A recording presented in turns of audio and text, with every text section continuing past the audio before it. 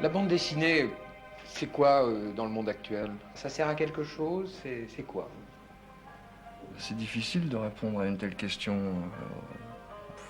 Autant demander à quoi sert la musique, à quoi sert le livre. C'est... Bienvenue dans le KGB, l'endroit où je reviens sur les figures marquantes de l'histoire. Je suis Lucie et pour cet épisode, on va parler de l'homme qui a révolutionné la BD dans les années 80. Jean Giraud, il est né le 8 mai 1938 au sein d'une famille assez modeste du côté de Fontenay-sous-Bois. À l'âge de ses 3 ans, ses parents se séparent et finalement, il part vivre chez ses grands-parents. Faut savoir que lui, il a toujours dessiné et surtout, il était vraiment soutenu par ses grands-parents et notamment sa grand-mère. À l'âge de 15 ans, il vend sa première petite histoire au dessinateur Marillac.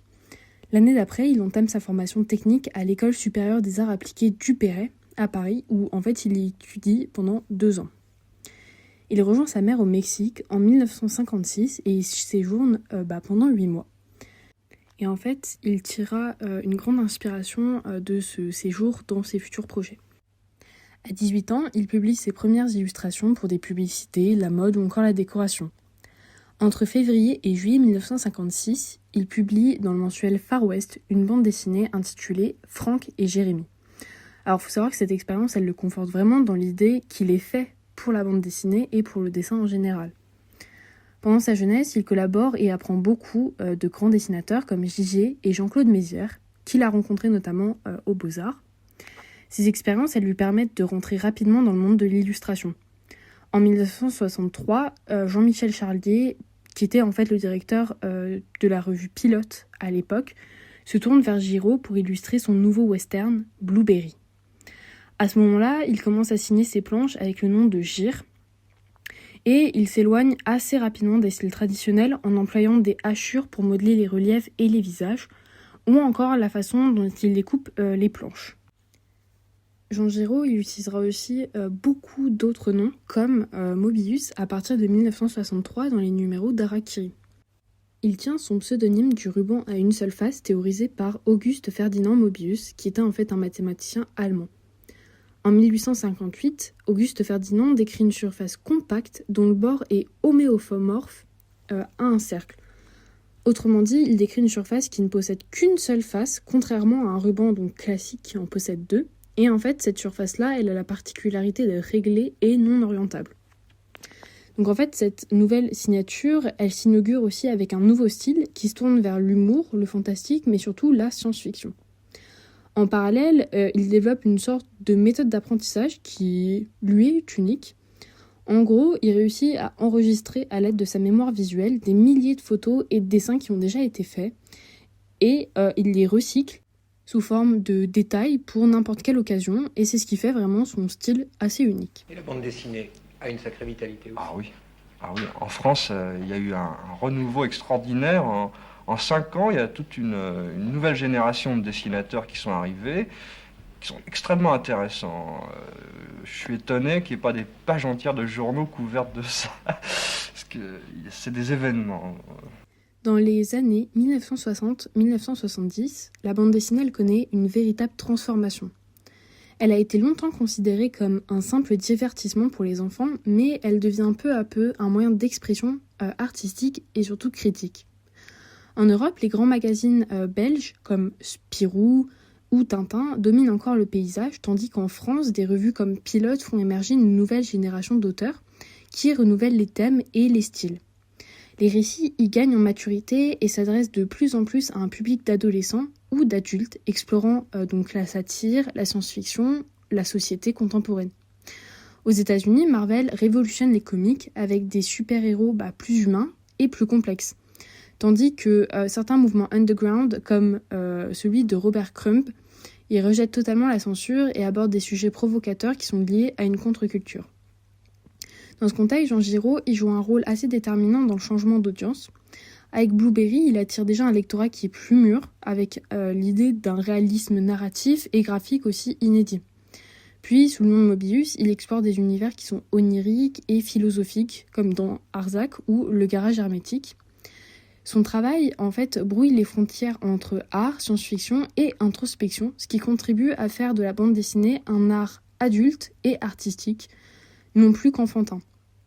Il faut savoir que durant cette période, la bande dessinée elle accède ainsi à une reconnaissance artistique et intellectuelle. Et aussi, on voit la création du Festival d'Angoulême en 1974, par exemple. En 1975, il cofonde la revue Métal Hurlant avec Philippe Drouillet et Jean-Pierre Dionnet. Cette revue, elle adopte les codes du rock ou du cinéma indépendant. Et en fait, cette revue, c'est la première à aborder la mention de BD pour adultes. Cette mention, elle a un accueil assez glacial dans le milieu de l'édition.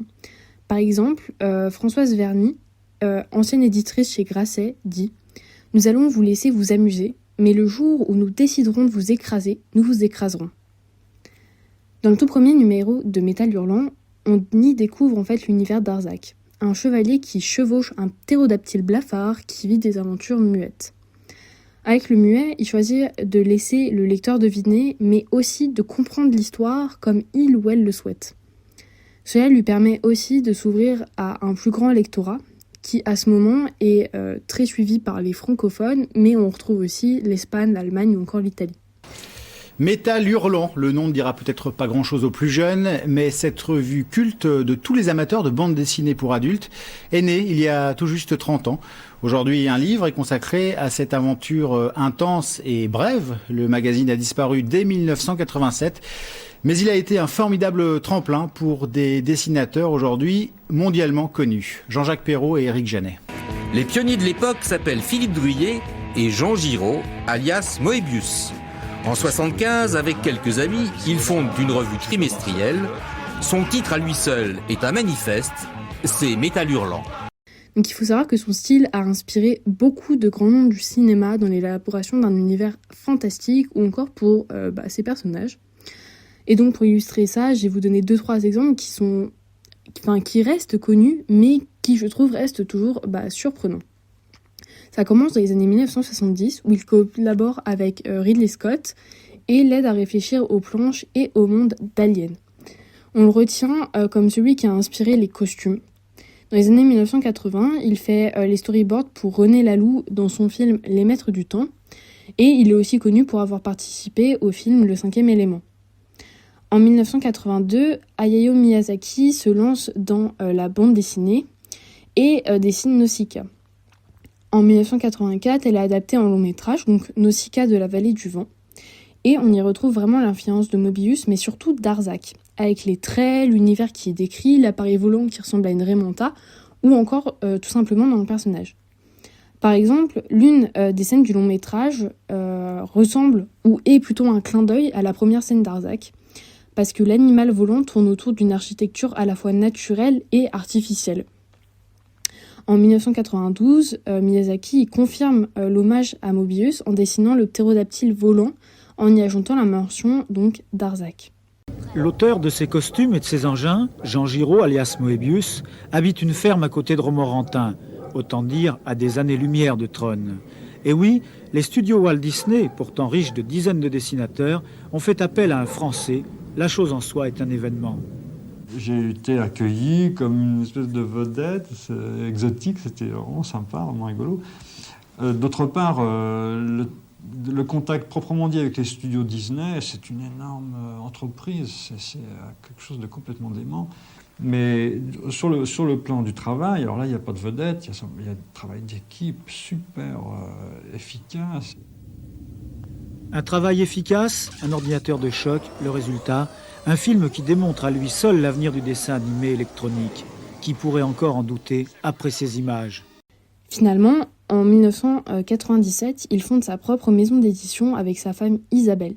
En 2012, Moebius s'éteint à la suite d'un lymphome. Donc, pour clore un peu cet épisode, même si Jean Giraud, ça reste un grand nom de la bande dessinée, il reste beaucoup de zones d'ombre autour de sa vie. Beaucoup sont tombés dans les pièges qu'il a laissés et j'y ai même peut-être succombé. Sur un plan plus personnel, il aurait été compagnon d'une secte nommée Izuzen. Celle-ci en fait l'aurait emmené sur une île en Polynésie avec comme mission d'attendre l'arrivée des extraterrestres. En parallèle, un gourou se serait chargé d'organiser sa vie et surtout son régime alimentaire. Donc il faut savoir que certaines choses ont vraiment été confirmées dans des interviews, dont le passage de la secte, même si en fait lui pense plutôt que c'était un groupe spirituel que véritablement une secte. Mais sa place, alors là, ça je peux vous dire ce qu'est sa place. Alors ça c'est absolument honteux. Il y a vraiment une ségrégation. C'est pas que je veuille que la bande dessinée le dessinateur de bande entre à l'Institut ou soit à l'Académie française, mais il y a vraiment un trop grand mépris de notre travail. Hein. C'est des petits Mickey, c'est méprisable.